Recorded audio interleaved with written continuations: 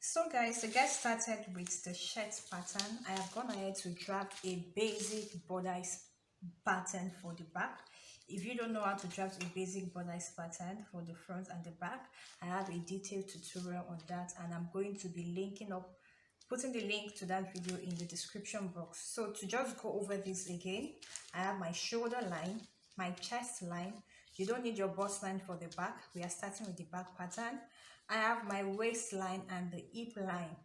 The only modification that I have made so far is that when applying my measurements, a quarter of my bust measurement is 8.25, and then I added 1 inch for ease allowance. So I have not added any seam allowance.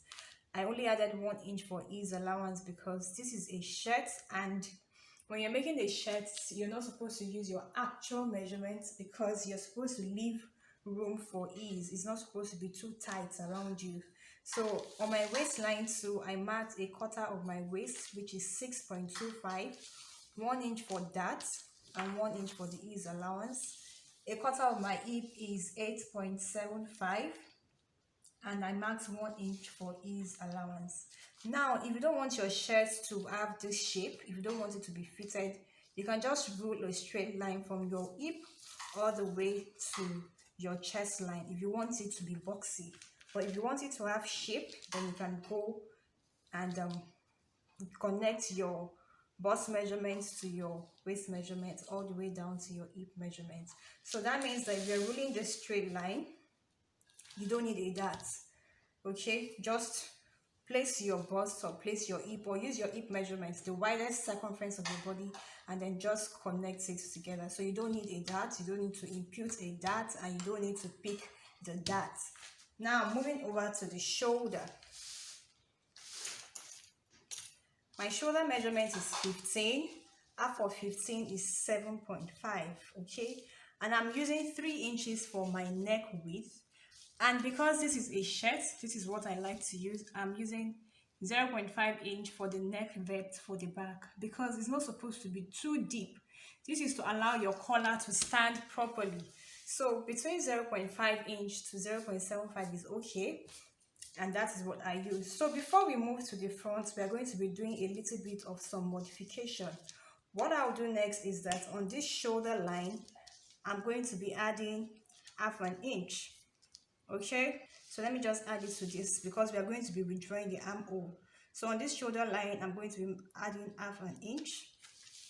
From here now, I'm going to be coming down by half inch too because I don't want my armhole to be too tight. Then I'm going to be withdrawing the armhole. So I'm going to be withdrawing my armhole from here all the way down here. I'll just take it this way.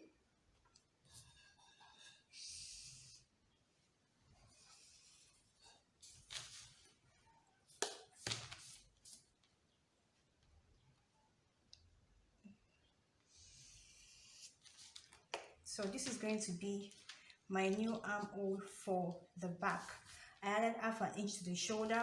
I came down by half an inch for my chest line, and then I withdrew the armhole. So because I want to have my allowance, my side allowance on this pattern, I'll just go ahead and add 1 inch for the side allowance, for the side seam.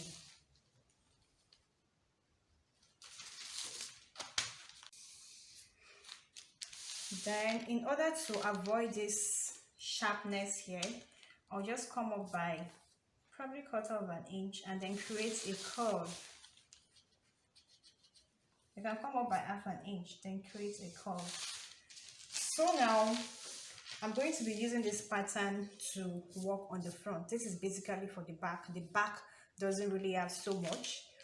For my bust, waist, and hip, in addition to a quarter of my measurement, I added 1 inch ease allowance and 1 inch seam allowance. This is my seam allowance. My neck depth is 0.5 and my neck width is 3 inches. I added 0.5 inch to my shoulder slant. I came down by 0.5 inch for my chest line in order to be able to withdraw my armhole. Okay, so now I'm going to be cutting out this pattern and we're going to be using it to plan the front where the main work is. Okay guys, I've gone ahead to use my back pattern to plan the front. So here is going to be my back. There was something I did not say initially. If you want your shirt to be quite fitted along your center back, all you have to do is to mark half an inch on your waistline, then connect from here, here, and all the way down. Although this is entirely optional, you can do this if you are trying to sew a fitted shirt. But if you want your shirt to be loose around your body, you don't really need to do this. I'm just saying this just in case you want to do something like this. So this here would eliminate any bulge at the back of the shirt. So I used the back to duplicate the front. I'm going to be using the same armhole for the back and also for the front. If you notice, I marked about 2.5 inch right from the edge of my paper, and this is going to serve as my button stand and buttonhole because we're going to be folding this part inward. So this part is going to be going inward, and 2.5 inches is quite enough. I also drew the dart for the front. The front dart is starting 1 inch before the bust line. This is my bust line. This is my chest line, and it is ending 2 inches before the waistline. It's supposed to end here, 2 inches before the waistline, while the back that starts 1 inch before the chest line, and it is ending 2 inches before the hip line. I meant to say hip line, not the waistline. Now let us modify the neckline for the front. So my neck width is also 3 inches. So here is 3 inches, and the neck depth I'm using is also 3 inches. So I'm using 3 inches by 3 inches. And I'm going to be drawing the basic round neckline. So guys, before I trim out the neckline, let us work on this button stand. Now I want my button stand and the overlap to be 1 inch. So right from the center front, I would mark 1 inch. Then I'm also going to mark in another 1 inch for the interface, and this ½ inch would be for the turnover. I'm going to be showing us how it will look like on the fabric. So 1 inch, 1 inch, then we have ½ inch remaining. I will do the same thing right here too.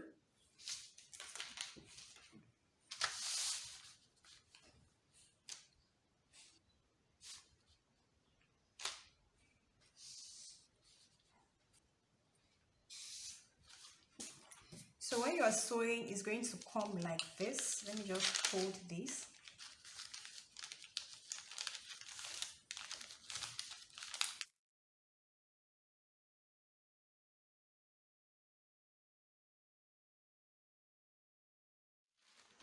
This is it on the inside. This will be the wrong side of your fabric. Then I'm also going to be folding the other 1 inch.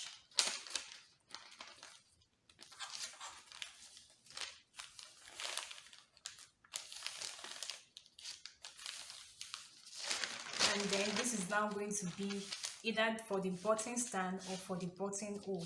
So the extra 1 inch at the back is acting as a support, so that when you fix your buttonhole or your button, it's going to have somewhere to lay on, and the ½ inch is helping us to finish off the raw edges.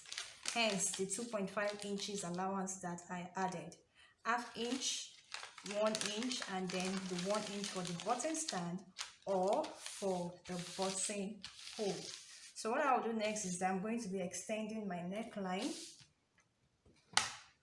I'll just extend my neckline this way,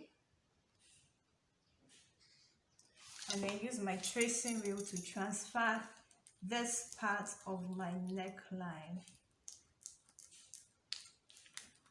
Then I'll go ahead and trim off the neckline.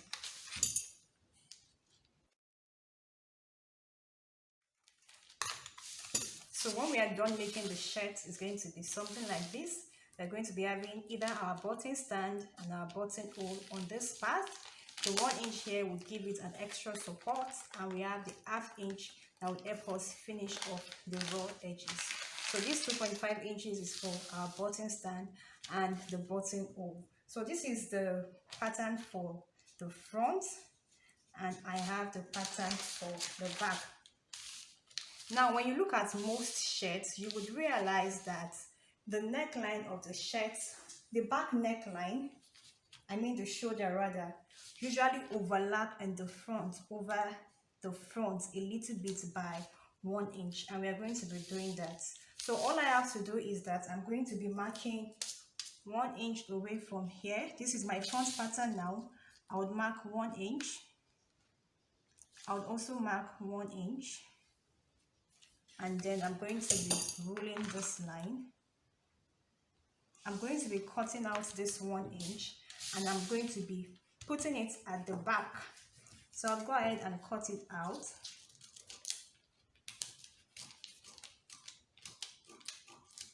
And then I'm going to be using my tape.